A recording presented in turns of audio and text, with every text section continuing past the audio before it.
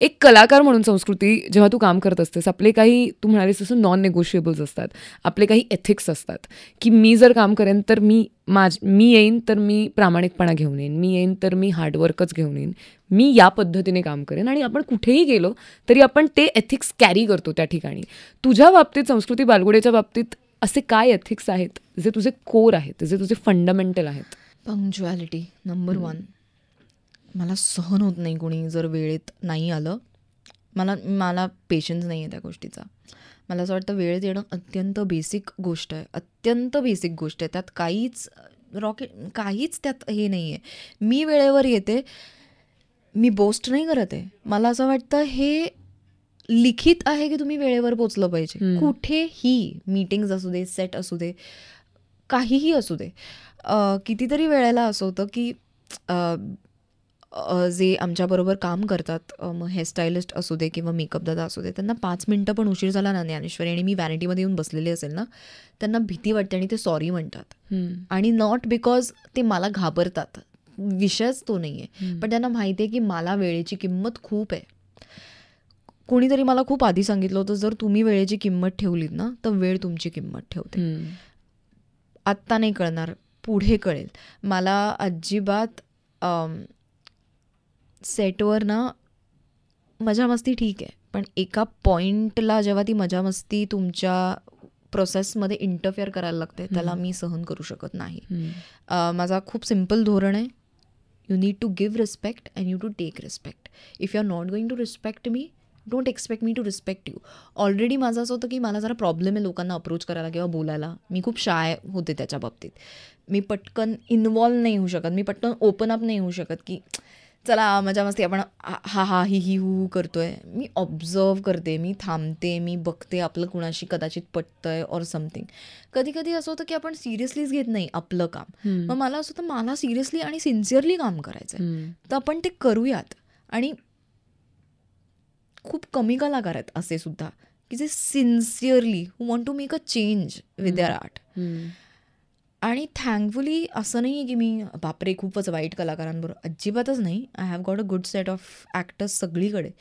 पण काही जणं अशी कामं करतात की त्यांना ना चेंज करायचं आहे आयुष्य काहीतरी. त्यांच्या कलेनी समोरच्यात फरक पडला पाहिजे, समोरच्याच्या बघण्यात, समोरच्याच्या आयुष्यात. ही माणसं वेगळी असतात आणि ती वेगळी दिसतात. आणि मला ते बनायचं आहे. सिम्पल आहे. मला कितीतरी वेळा असं होतं की मला माझ्या मॅनेजमेंट टीमने एकदा सांगितलं आहे, संस्कृती अर्धा तास म्हणजे तू लेट आहे असं होत नाही. पण मला पटत नाही. मला ते ना वेगळं वाटायला लागतं. मला असं होतं की आपण काहीतरी मोठी चूक केली, आपण वेळेवर नाही गेलो आहे तर. अर्धा तास लेट माझ्यासाठी खूप आहे. सो दिस इज माझ्यासाठी हे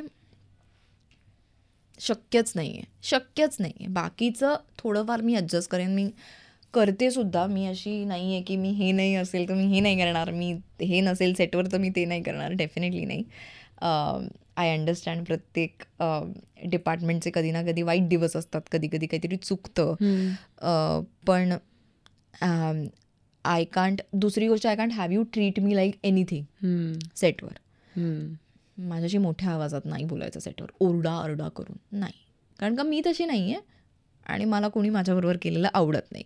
इट्स जस्ट दॅट कधी कधी काय होतं बघ, काही माणसांचा, माझा पेशन्स लेवल खूप जास्त आहे, पण मग तो एकदा बस्ट झाला ना मग जरा प्रॉब्लेम होतो.